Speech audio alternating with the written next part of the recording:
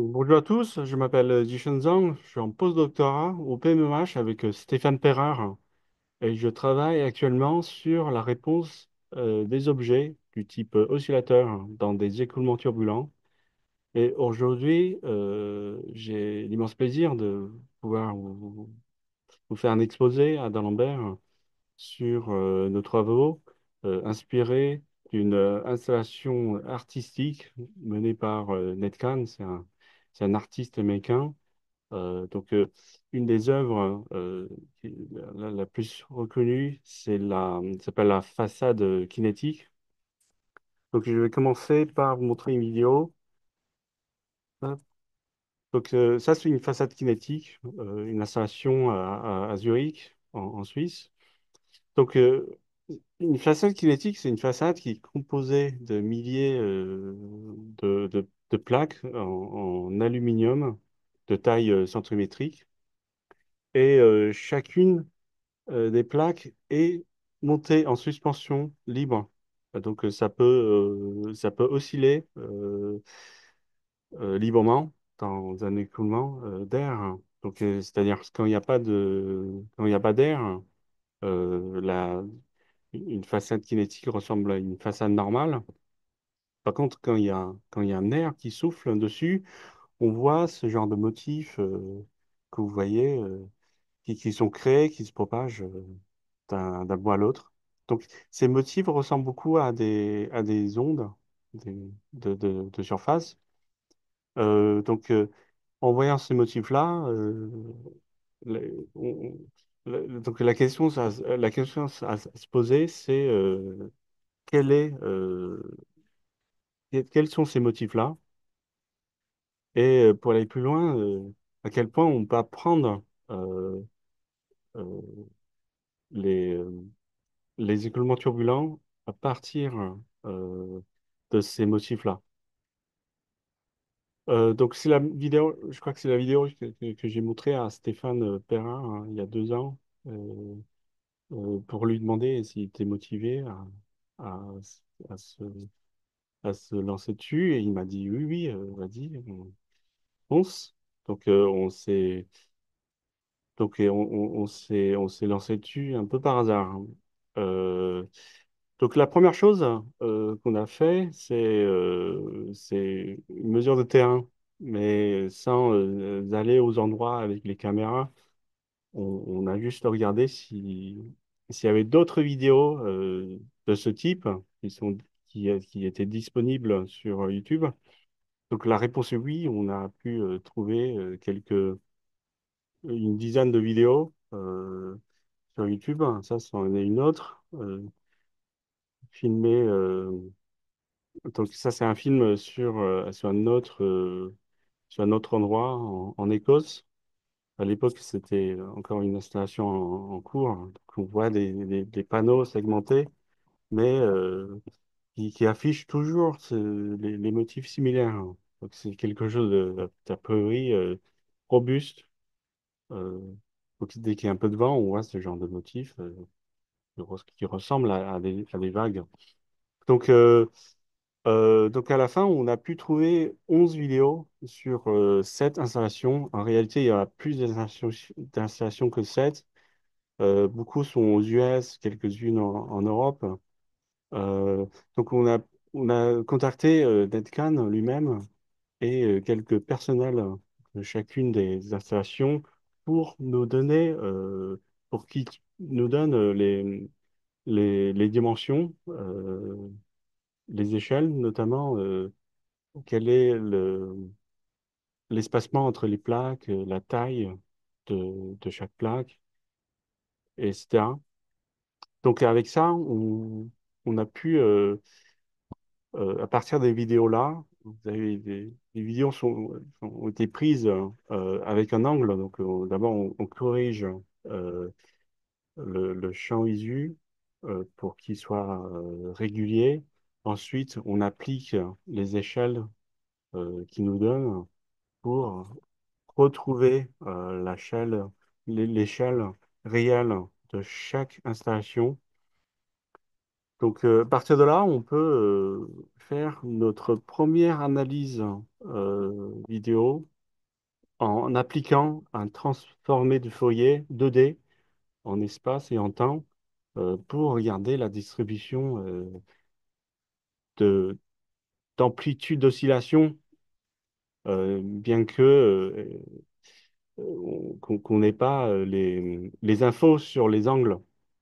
Mais on peut très bien juste appliquer, dans un premier temps, sur l'intensité pixel, la variation d'intensité dans le film à chaque pixel, en supposant qu'il y a une relation, qu'il y a une corrélation entre l'angle et la variation d'intensité. Et voilà ce qu'on obtient dans l'espace fréquence nombre d'ondes. On voit que, notamment, que les amplitudes d'oscillation sont distribuées le long de deux branches, donc deux relations de dispersion. Donc, on dégage notamment la première branche qui est horizontale, qui est située autour d'une fréquence typique qu'on note fréquence F0. Donc, avec la dimension qu'on a sur chaque plaque, on, on a compris que F0 correspond à la fréquence naturelle d'oscillation de chaque pendule, enfin de chaque plaque.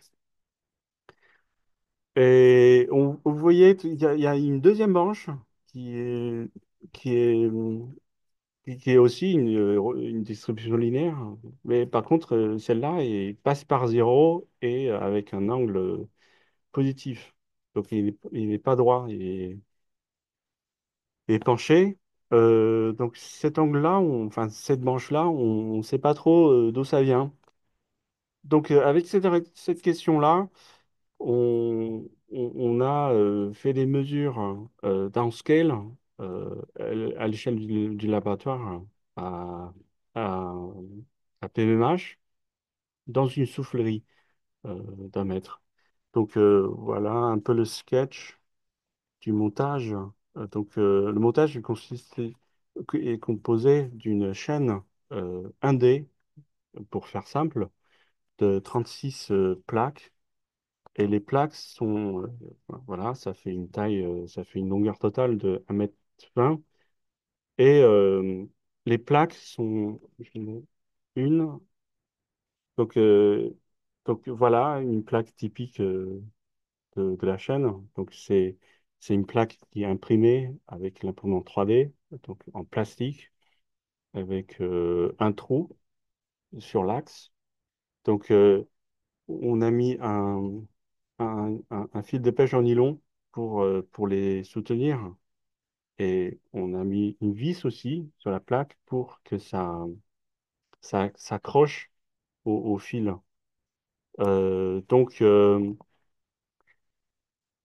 naturellement, il y a un petit couplage dû à la présence du fil de nylon. Mais par contre, comme le diamètre du fil est très petit, donc c'est dans l'ordre de 200 microns, donc ce couplage est a priori assez faible par rapport à la gravité, par exemple, de chaque plaque. Donc une fois on a construit cette chaîne de pendules, on la place dans le plan symétrie de la soufflerie, enfin, la soufflerie a été construite par un ancien doctorant, Gauthier Bertrand, que je remercie au passage. Euh, Donc, le seul paramètre de contrôle pour nous, c'est le vent. Donc, on a balayé sur une gamme de vitesse qui varie entre 0 et 4,50 m par seconde. Euh, et la dynamique, c'est-à-dire la position et les angles d'oscillation des plaques, sont filmés avec une caméra qui se retrouve juste en bas de la chaîne. Et pour que la caméra voit mieux la position instantanée du bout de la plaque, j'ai mis une petite gommette blanche, donc vous verrez plus tard dans le film.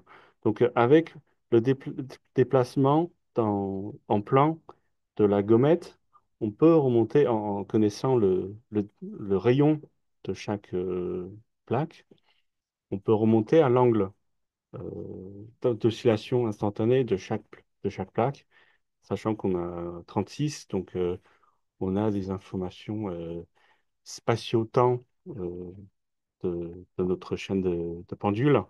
Et au passage, on peut déduire aussi, on peut calculer la fréquence d'oscillation naturelle de la plaque. Et si tout se passe bien, on s'attend à ce qu'il y ait une branche qui est, qui est pile située à cette fréquence-là. Donc, dans un premier temps, je vous montre un film qu'on a pris avec la caméra à une vitesse qui est potentiellement à 3 mètres par seconde.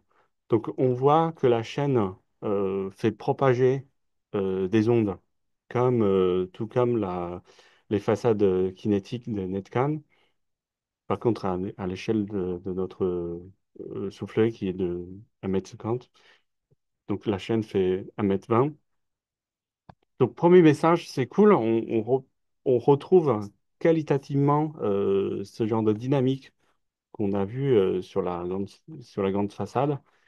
Et ensuite, quand on balaye en vent, on peut calculer la moyenne quadratique d'oscillation de chaque plaque. Et on voit que plus le vent est fort, plus les plaques aussi, plus l'amplitude est grande d'oscillation. Et, euh, et si on regarde plus attentivement, on voit qu'il y a grosso modo deux régimes. Donc on a un régime linéaire qui va de 0 à 3 mètres par seconde. Puis plus loin, on a un régime quadratique. Donc séparés, ces deux régimes-là sont séparés à une vitesse de vent près à 3 mètres par seconde. On va y revenir plus tard. Une autre chose qu'on aimerait faire, c'est de appliquer le transfert de Fourier 2D, la même chose qu'on avait faite sur les films.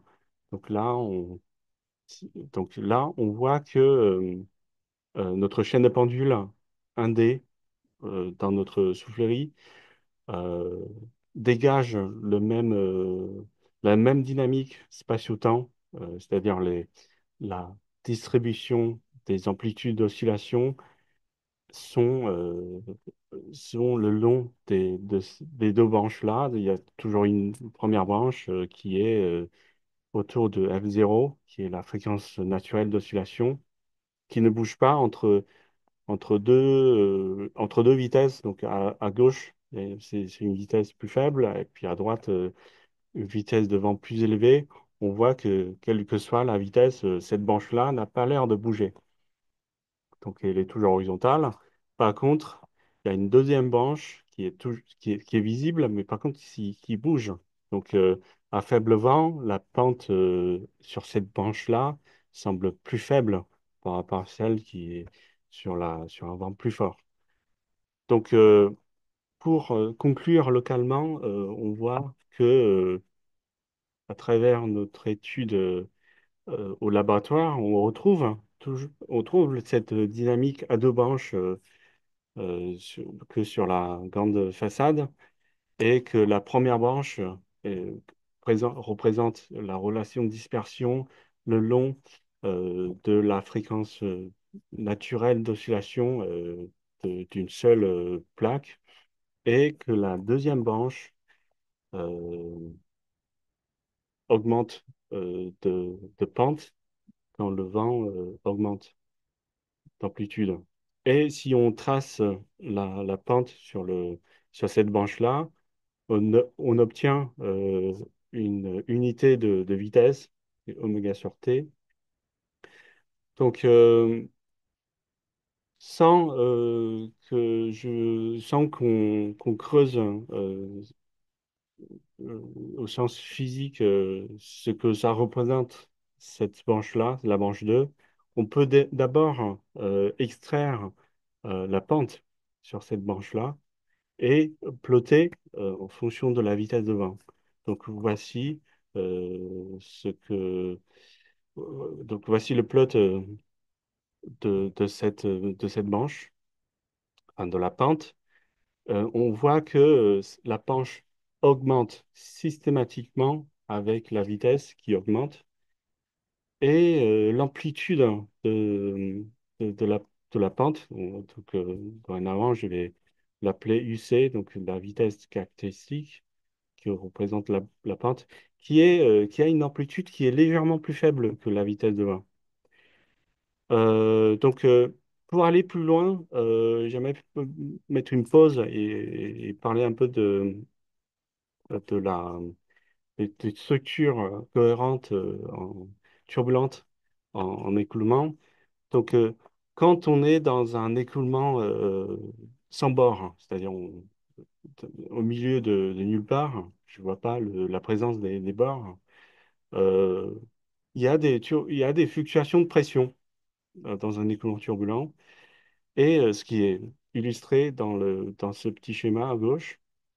Donc, à temps t, il y a un ensemble de fluctuations de pression, une structure, et à temps t plus delta t, cette structure de fluctuation de pression est affectée euh, dans l'ensemble euh, à une vitesse, donc cette structure est animée d'une vitesse qu'on nomme UC, qui s'appelle la vitesse de convection. Et ce qui est particulier, c'est que cette structure, au cours de ce temps court de delta t, elle ne modifie pas. Donc, elle est considérée comme étant figée dans l'espace. Et donc, c'est juste une simple translation de l'ensemble. Donc, pour illustrer cette image, je vous montre un petit film que j'ai pris. Un jour, j'entendais le RERB à la gare d'Orsay. Et comme je vapote beaucoup, je m'amuse souvent à regarder les nuages que je crache dans l'air, hein, comment ça bouge. Et ça tombait bien, ce jour-là, il y avait un vent stable. Et j'ai profité du moment pour cracher un bourrelet de nuages. Et vous voyez que ce morceau de nuage, elle est simplement transporté en conservant sa structure sur un temps court. D'accord? Bien sûr, à temps plus long, la structure est modulée et ça perd sa forme initiale. Mais sur un temps court, la structure de cette fluctuation est conservée. Donc mathématiquement, ça correspond à l'hypothèse de Taylor. Et on peut considérer que un signal à un point donné, un instant donné, est la même que un signal de fluctuation à un instant plus tard, à un endroit différent. Donc, en quelque sorte, les signaux temporels et spatiaux sont reliés grâce à cette vitesse de convection qui signifie physiquement que on mesure rien d'autre que la fluctuation de pression générée par une structure spatiale qui est adaptée dans l'ensemble, dans l'espace. D'accord? Donc c'est cool, ça veut dire que si on peut faire euh, des mesures en un point, on peut remonter à une structure spatiale. Donc on convertit les statistiques turbulentes temporelles aux statistiques turbulentes spatiales. Donc ça a été fait par Comte-Bello et Coursin dans les années 60. Donc ça correspond à un scénario plutôt idéalisé où il n'y a pas de bord. Mais quand il y a le bord, il y a un écoulement qui est borné par la paroi, on est dans le cas d'une couche limite turbulente. Ben, la vitesse de cette convection, de cette advection des fluctuations des fluctuations de pression turbulente est ralentie à cause de la présence de la paroi. Et typiquement, typiquement, le ratio de la vitesse de convection à la vitesse nominale à l'extérieur de la couche limite est de l'ordre de 60 à 80. Donc, vous voyez visuellement dans les graphes que on a ces structures qui sont attachées, qui sont toutes attachées à la paroi, qui sont inclinées. C'est des hairpin eddy en anglais. Je sais pas comment ça s'appelle en français, mais donc c'est une structure très régulière, hein, qu'on appelle les structures cohérentes qui sont attachées à la paroi. Donc cette, ce désaccord de vitesse, de conditions limites entre la paroi et et à l'extérieur de la couche limite fait que ben, ces structures se propagent à une vitesse plus faible que la vitesse nominale à l'extérieur. Voilà. Dont la ratio est dans l'ordre de 60 à 80%. Et donc, donc, si on revient à notre structure, à notre chaîne de pendule, on peut aussi tracer ce ratio. Et voici l'évolution du ratio de la vitesse caractéristique, on note UC, à la vitesse du vent. On retrouve la même gamme euh, de variation qui est entre 60 et 90. Donc, ça suggère qu'on est en train de mesurer la fluctuation de pression turbulente qui se propage le long de la chaîne et que grâce à la présence des oscillateurs avec une façade, donc quand il y a une pression, quand il y a une fluctuation de pression, ça donne un coup de poing en temps et en espace sur la plaque. Et c'est ça ce qu'on est en train de mesurer. Pour confirmer cette hypothèse, on a retiré la chaîne et on mesure les fluctuations de pression dans l'écoulement en soufflerie. Donc pour faire ça, on est venu avec deux sondes de pression qui sont espacées dans, avec une distance delta X, qui sont toutes les deux placées dans le même endroit que la chaîne de pendule, donc dans le plantimétrie de la soufflerie, et on mesure les signaux de fluctuation de pression qui sont synchronisés en temps. Voilà. Et ensuite, on fait la corrélation temporelle entre ces deux signaux-là, entre ces deux signaux-là. Et s'il y a quelque chose qui se propage du capteur 1 vers le capteur 2, on s'attend à ce qu'il y ait un pic qui est décalé, euh, qui a un petit décalage en temps. Euh, donc, donc voilà, c'est ce qu'on voit dans le signal de la corrélation. Il y a en effet un pic qui est décalé de delta t.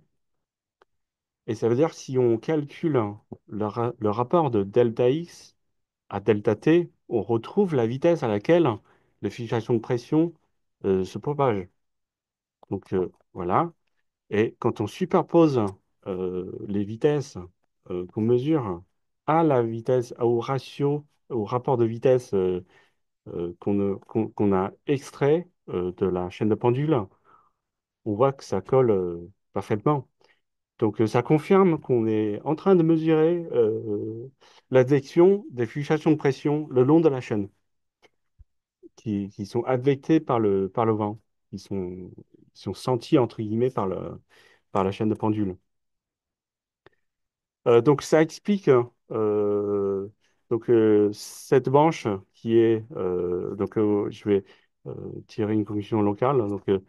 Donc par cette étude, par cette mesure-là, ça explique ce forçage euh, par les fluctuations de pression le long de la chaîne qui donne naissance à cette distribution linéaire qui est la branche 2 qu'on nomme ici.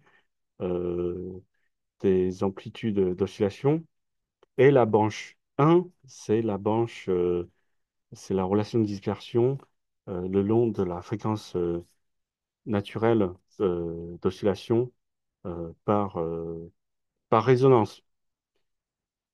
Donc, pour aller plus loin, euh, on aimerait se concentrer sur la branche de résonance autour de la fréquence naturelle d'oscillation. euh, Parce que enfin, jusque-là, on ne sait pas si c'est un mécanisme de résonance. On n'a pas montré les courbes. Donc, pour faire ça, on impose euh, un nombre d'ondes constant et on regarde la distribution d'oscillation, enfin d'amplitude d'oscillation en fonction de la fréquence. Et normalement, on s'attend à ce qu'il y ait un pic à F0 et ce pic-là diminue. Et en effet, on mesure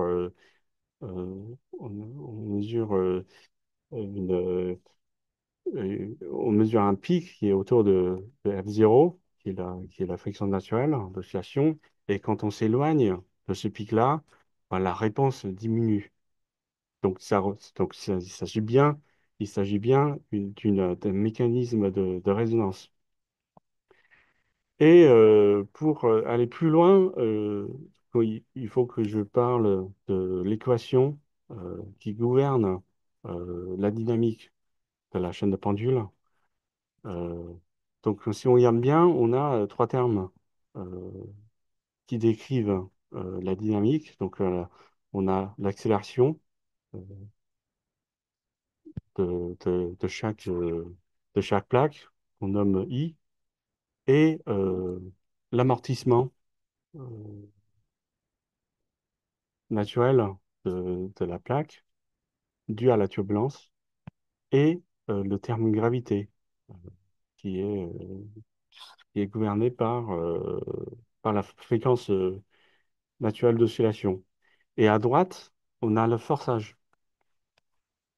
Et si on fait transform du Fourier en, en temps et en espace, on obtient, ah oui, pardon, oui, il faut que je passe un peu de temps à vous expliquer que le terme d'amortissement correspond aux largeurs de ce pic-là, et plus le pic est pointu, plus l'amortissement est petit.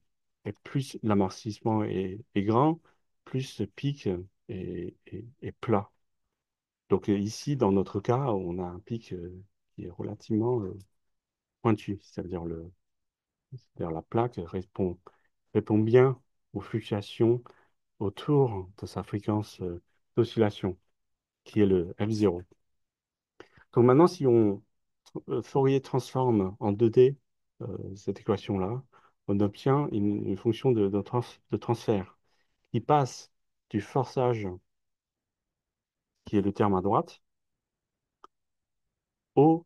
à la réponse, qui est le terme à gauche. Vous voyez, par cette fonction de transfert qui est uniquement en fonction de la fréquence euh, naturelle F0, oméga 0, et le, et l'amortissement. L'amortissement, bon, c'est quelque chose qui est qui elle-même dépend lui-même qui dépend de la turbulence. Donc, a priori, c'est quelque chose qu'on ne connaît pas. Mais on peut très bien fitter ce modèle-là sur nos données pour voir si déjà ce modèle marche. Donc, la courbe pointillée en bleu, c'est le modèle de fit avec deux variables. Donc, le forçage et la dissipation avec oméga 0 qu'on connaît, quelque chose qui est intrinsèquement lié à la structure de la plaque. Donc, avec ce modèle de fit, on peut dégager deux régimes. Donc, quand on est proche de la fréquence, euh, donc, il y a ce terme qui disparaît. Donc, oméga moins oméga 0, ce terme-là disparaît et il reste juste le terme à droite, qui est l'amortissement. Ça, c'est le cas extrême à la résonance. Et quand on s'éloigne du pic, au cas extrême de F0, donc quand la fréquence se rapproche à zéro, qu'est-ce qui se passe? on a, euh, on a l'amortissement qui disparaît et il reste. Donc la réponse est gouvernée par le forçage et la fréquence naturelle. Donc avec ce modèle de fit, on peut extraire euh, les deux paramètres de fit qui sont l'amortissement et le forçage. Et on peut plotter l'évolution de ces deux quantités en fonction à la fois du nombre d'ondes et de la fonction et de la vitesse de vent. Mais juste avant de vous montrer les résultats, je vais mettre une petite parenthèse pour expliquer ce qu'on mesure en forçage, donc le terme à droite de l'équation. Donc, je dis forçage, mais en réalité, ça correspond à une accélération angulaire de la plaque, du vent appliqué à la plaque. Donc, euh, donc la vitesse, donc l'accélération angulaire est un couple divisé par le moment d'inertie. Donc le moment d'inertie, pareil que la fréquence naturelle d'oscillation, c'est quelque chose qui est déterminé par la géométrie de la plaque. Et le torque, donc le couple appliqué à la plaque, est lié à l'écoulement turbulent. Donc on peut imaginer à chaque instant, il y a des petites fluctuations de pression qui, qui s'exercent sur les deux côtés de la plaque quand le vent souffle comme ça. Donc ça tape constamment sur les deux côtés de la plaque et à chaque fois, euh, donc, comme, euh, comme ma plaque a une taille finie, donc on peut considérer que le couple résultant, c'est l'intégrale du gradient de pression local à chaque endroit, mais intégré sur la surface. Et cette, cette, cette contrainte normale, euh, normalement, ça scale avec la vitesse de frottement. Donc, il y a une relation quadratique. D'accord? Je vais revenir plus tard. Donc, donc, si je reviens à nos résultats des paramètres de fit extraits, donc les deux paramètres de fit, hein, il y a la dissipation et le forçage. Donc, on regarde d'abord le forçage. On voit que en balayant sur la longueur d'onde, donc le nombre d'ondes, on a l'évolution du forçage. Euh, donc on voit qu'il y a un pic à un certain nombre d'ondes. Et ce pic-là a l'air de shifter vers la gauche quand le vent augmente. Et visuellement, on peut voir ce shift de pic sur notre diagramme spatio-temps, dans l'espace Fourier. On voit qu'en fait, ce pic-là correspond au croisement des deux branches. Donc voilà, on est ici, et la vitesse, enfin, le forçage est petite, mais quand on se rapproche au croisement, voilà, le forçage augmente. Et jusqu'à un pic, et au-delà, ça rediminue à nouveau. Et bah forcément, quand le vent augmente, cette deuxième branche devient de plus en plus raide. Donc le croisement des deux branches, donc le nombre d'ondes euh, donnant l'endroit du croisement est shifté vers la gauche. D'accord? Donc ensuite, je vous montre donc l'évolution du pic. Donc pour chaque vitesse de vent, euh, j'obtiens un pic de forçage qui est à l'intersection des deux branches. Et je peux plotter ce pic-là en fonction du vent. Et on retrouve cette relation quadratique que je vous ai montré il y a deux slides.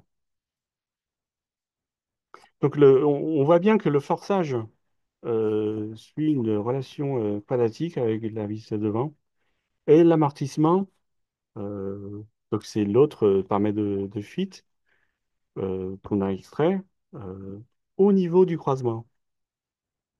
Donc quand on plotte la dissipation turbulente, euh, on voit qu'il y a une relation linéaire plutôt par rapport au vent.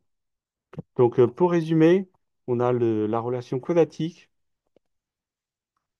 du forçage par rapport au vent et linéaire de la dissipation par rapport au vent. Donc si maintenant on intègre euh, sur notre fonction de transfert, sur l'espace Fourier, oméga k, euh, avec les relations qu'on a déduites euh, empiriquement, c'est-à-dire la vitesse de convection qui varie linéairement avec la vitesse de vent, le forçage qui varie quadratiquement avec la vitesse de vent et la dissipation qui varie linéairement avec la vitesse de vent. On peut essayer de répondre à la question de la moyenne quadratique que je vous ai montré, les deux régimes qu'on a observés. Donc, si on, si on concentre d'abord au niveau du croisement, donc ce qu'on nomme la zone 1, euh, on peut déduire que en intégrant notre fonction de transfert, on obtient une réponse euh, qui est linéaire, qui varie linéairement avec la vitesse de vent, en prenant en compte euh, les relations qu'on a déduites empiriquement. Donc, ça correspond à cette zone-là, uniquement au niveau du croisement des deux branches. Donc, on voit que la réponse à est contribuée par cette zone suit une relation linéaire. Et quand on s'intéresse à plus basse fréquence, donc quand il y a le maximum quand il y a le maximum de forçage qui, qui, qui domine, on voit que on voit, du coup, ouais, il faut que je parle de la longueur intégrale. Donc ici, on fait l'hypothèse aussi que euh, cette structure est, est plus grande que la longueur intégrale de l'échelle turbulente. On voit que le forçage, si on intègre cette fonction de transfert, on voit que la réponse dans ce régime-là, à basse fréquence, euh, éloignée, quand on s'éloigne de la fréquence résonante, euh, correspond à une réponse qui varie quadratiquement avec la vitesse. Donc si je reviens à, à la réponse en moyenne quadratique, on voit que on peut dire que quand la vitesse du vent est inférieure à 3 mètres par seconde, la chaîne de pendule est gouvernée par la relation linéaire. Donc, si on revient sur la slide précédente, c'est-à-dire quand la vitesse est plus faible, de vent est plus faible, la chaîne de pendule est gouvernée par la zone 1, la relation linéaire. Et quelle est la zone 1? C'est la zone au niveau du croisement des deux branches. Et avec la vitesse de vent qui augmente, on, on- on retrouve une relation quadratique qui signifie que quand le vent est plus grand, euh, donc il y a toujours la présence de ce croisement, hein, bien sûr, il y a toujours ce mécanisme, ce mécanisme de résonance, mais au-delà de certaines vitesses de vent, par la réponse est plus gouvernée par cette réponse directe aux fluctuations de pression qui se propagent le long de la chaîne, donc qui suit une relation quadratique. Donc pour conclure sur cette partie-là, on voit que par notre étude downscale, de la petite chaîne de pendule à 1 mètre, un dé, on retrouve ces deux branches de la relation de dispersion. On voit que la première branche, qui est horizontale, qui correspond à la fréquence naturelle d'oscillation de ma plaque, qui ne bouge pas avec le vent. Par contre, il y a une deuxième branche qui augmente sa pente quand la vitesse de vent augmente, qui correspond physiquement aux propagations des fluctuations de pression le long de la chaîne. Et maintenant, on a répondu en partie nos questions, mais c'est à petite échelle.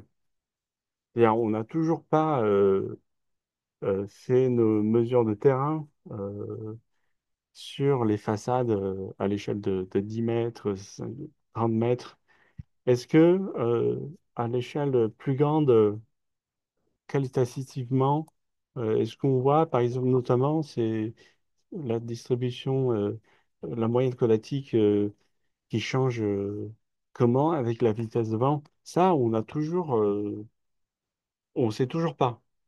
Donc, maintenant, soit la question est soit on voit qu'il y a une jolie façade quelque part, on y va avec la caméra pour mesurer la dynamique des motifs, soit on construit par nous-mêmes notre propre chaîne de pendules. Et bah, il se trouve la réponse se trouve dans votre poche. Euh, donc, la solution, c'est d'utiliser les téléphones portables. Pourquoi? Alors, un téléphone portable, euh, les smartphones, ça, déjà, graphiquement, ça ressemble à une plaque qu'on peut faire osciller. Et les plus grandes tailles. Et aussi, une raison plus importante, c'est que aujourd'hui, les smartphones sont dotés d'une dizaine de capteurs, beaucoup de capteurs, qui permettent de mesurer de manière précise l'accélération euh, de mon téléphone et aussi euh, la vitesse angulaire, par exemple, par gyroscope ou le champ magnétique de la Terre par magnétomètre, ou bien la fluctuation de pression par le capteur de pression ou GPS. Enfin, il y en a beaucoup. Euh, alors, pour faire la démonstration, je vais ouvrir une application dédiée aux études ou à la pédagogie.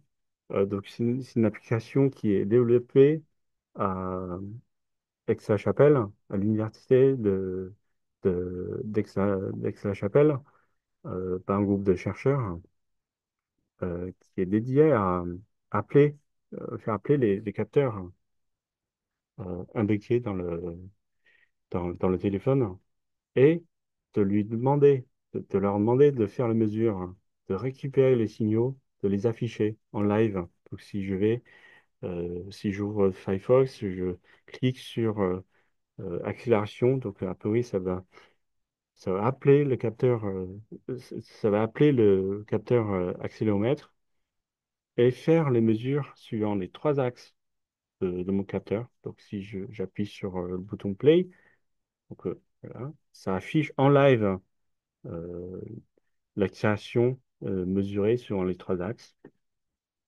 On voit que si je fais osciller mon téléphone, on voit des signaux qui s'affichent instantanément. Voilà. Donc,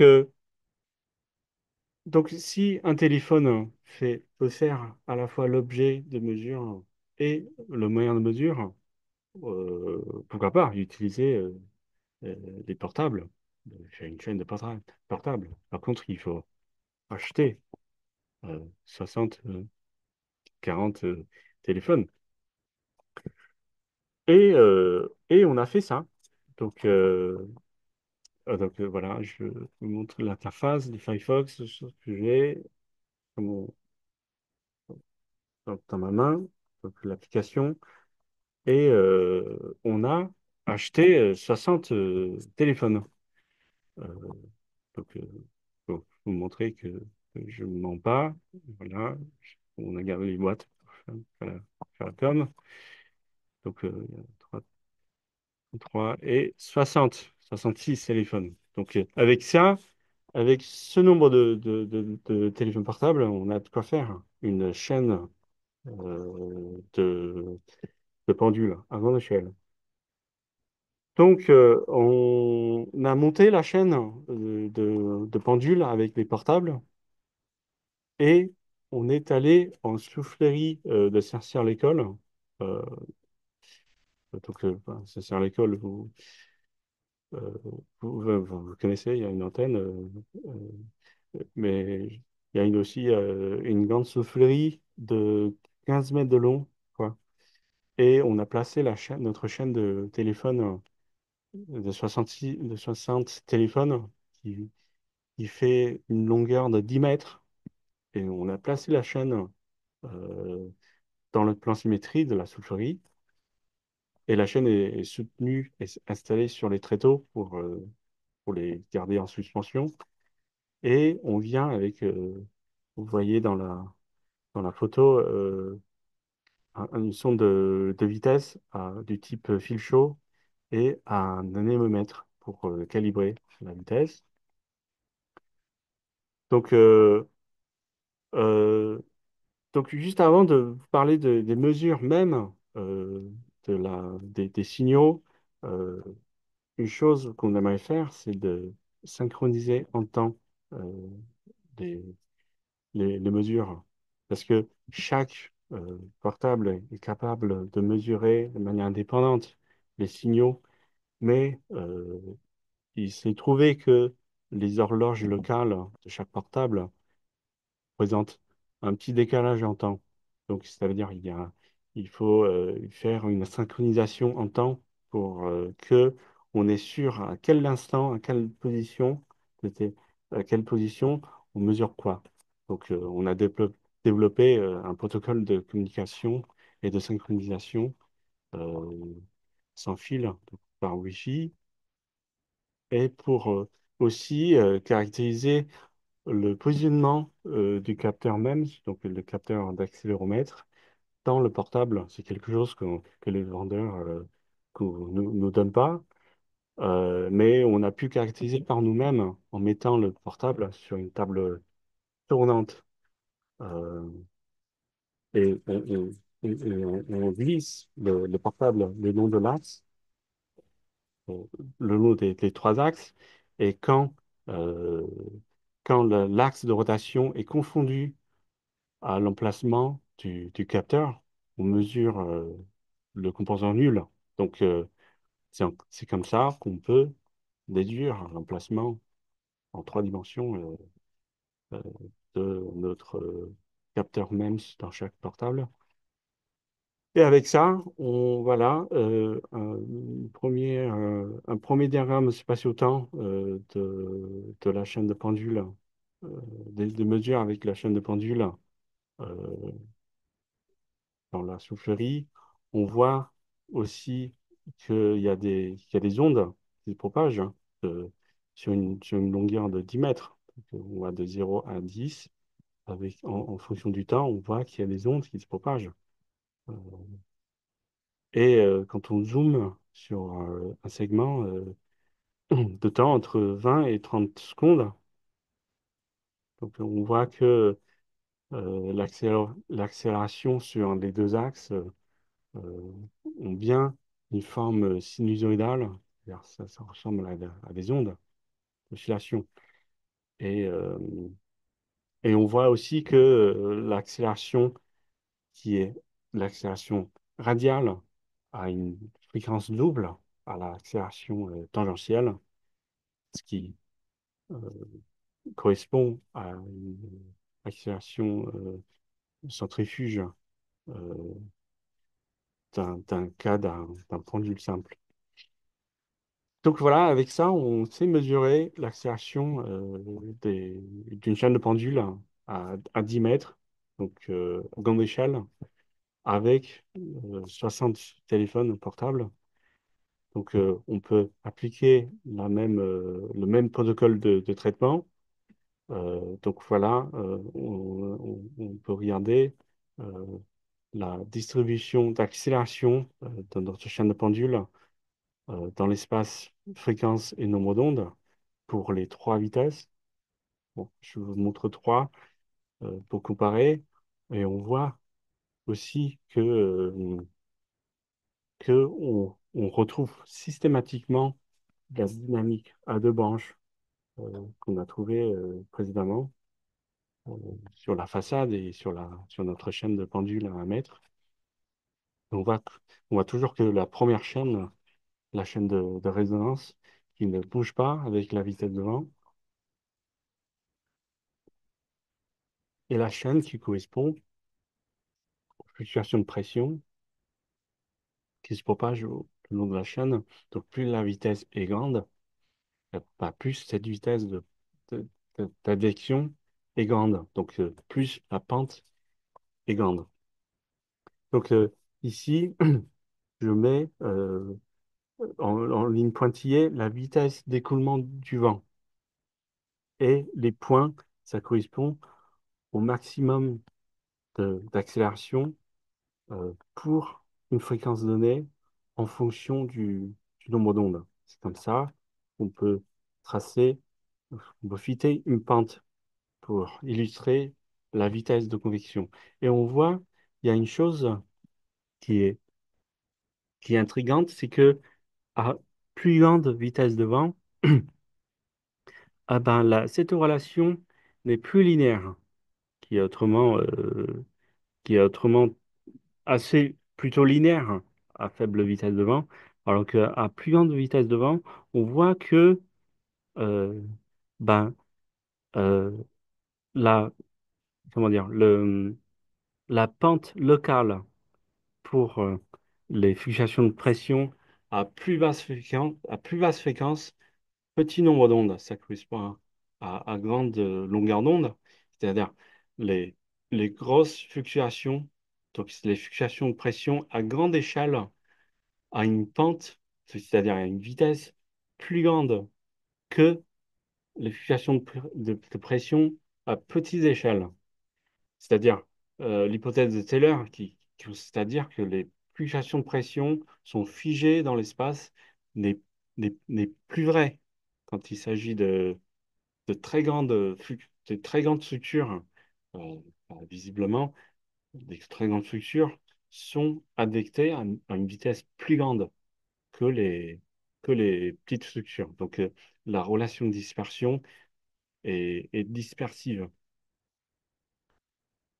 Donc, si on calcule cette pente-là à zéro ordre, enfin, premier ordre, peut quand même extraire une pente linéaire.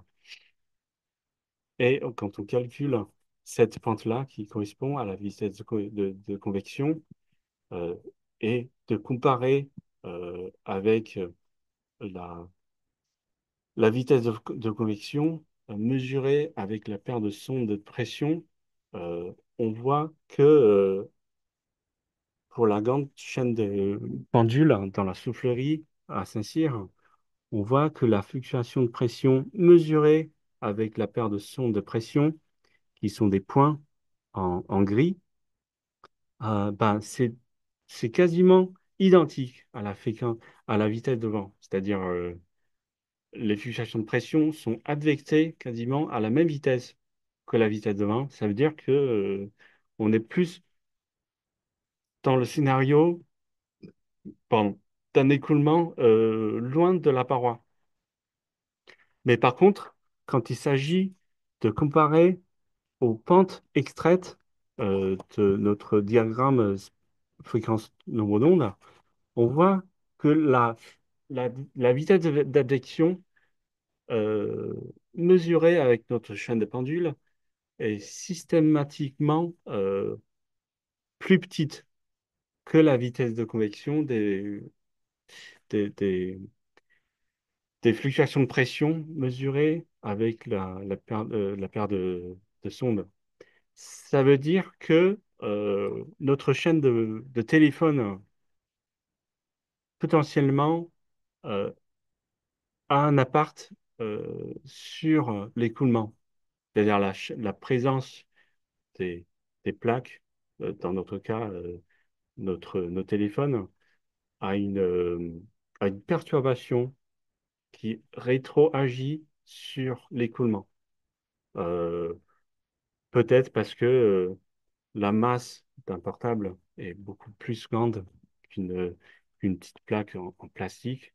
Donc, on n'est plus dans le cas où la plaque suit bien l'écoulement, alors que pour la grande chaîne de téléphone, ça commence à ne plus bien suivre l'écoulement.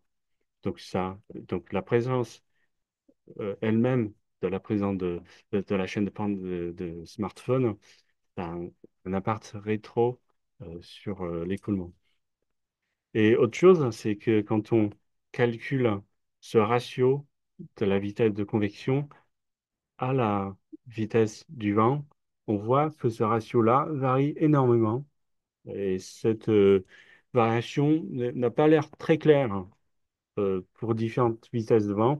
Pour une vitesse typique que j'ai illustrée en encerclant les points par les traits noirs, on voit que bon, cette vitesse correspond à une vitesse de l'ordre de 3-4 mètres par seconde. On voit que ce ratio euh, dépend du nombre d'ondes. Ça rejoint ce que j'ai dit tout à l'heure, il y a une différence de vitesse de convection entre les fluctuations de pression de grande échelle et les fluctuations de pression à petite échelle. Et quand on examine la branche 1, donc la branche de la résonance, euh, on retrouve toujours les mêmes courbes de résonance où un pic est présent autour de la fréquence d'oscillation naturelle euh, de mon téléphone. Et, et ce pic-là ne change pas avec la vitesse qui augmente. Par contre, la courbe est shiftée vers plus grande amplitude de réponse à plus haut vent. Et quand on essaie de fitter euh, nos données par le modèle euh, de résonance, on voit on voit que ça, et quand on renormalise par, euh, par le forçage qui est, donc d'abord je vais parler du forçage, donc pareil, on voit que le forçage a un pic au niveau du croisement, et ce pic-là shift vers les petits nombres d'ondes quand le vent augmente, qui est un résultat d'un balayage de ma branche 2 vers, vers les petits nombres d'ondes. D'accord? Et quand on redivise l'énergie de réponse par ce max de forçage, on, on retrouve, euh, on voit que toutes les courbes que je vous ai montrées ici retombent sur une courbe mètre euh, qui est très bien décrite par cette fonction de transfert. Et en faisant le fit, on peut extraire, comme comme précédemment, les deux paramètres de contrôle, donc la dissipation et le forçage.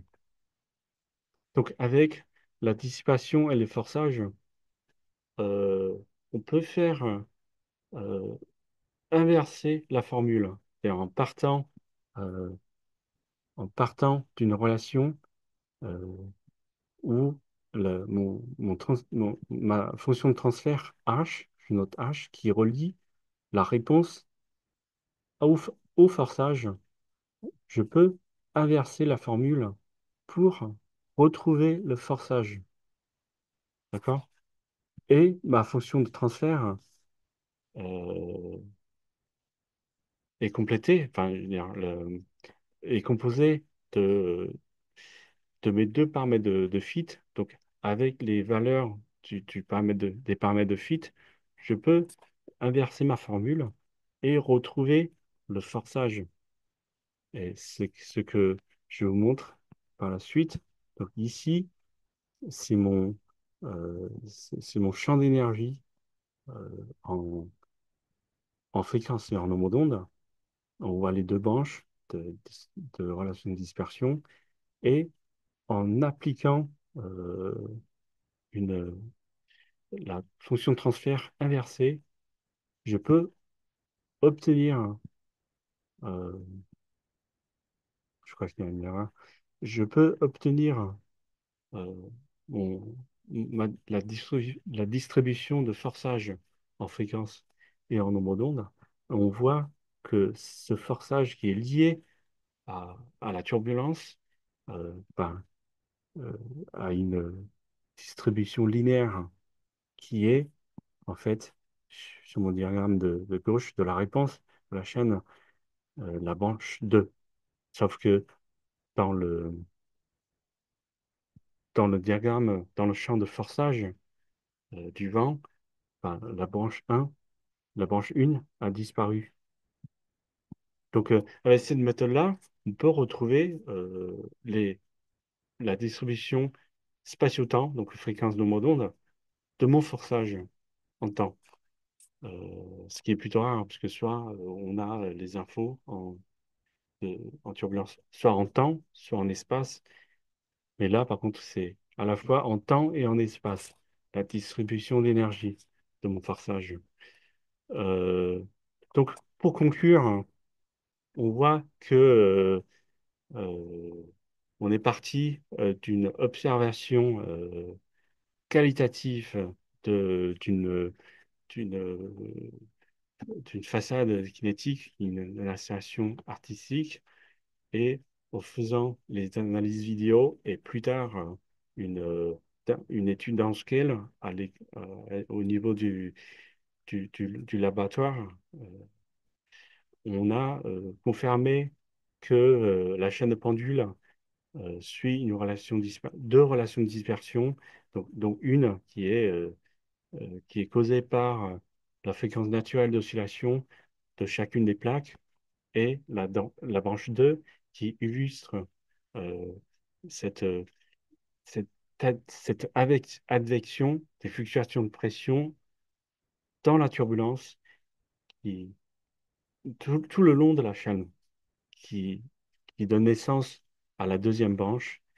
Et on voit plus tard avec la chaîne de smartphone que en termes de la vitesse de convection, il y a, euh, il y a une différence de vitesse entre les fluctuations de pression à grande échelle et à petite échelle. Et dernièrement, en faisant une inversion de la fonction de transfert sur le modèle résonateur, je peux retrouver euh, les diagrammes spatio-temps du forçage turbulent euh, dans le vent euh, en fréquence et en nombre d'ondes. Donc, je vais m'arrêter là et je vous remercie de votre attention.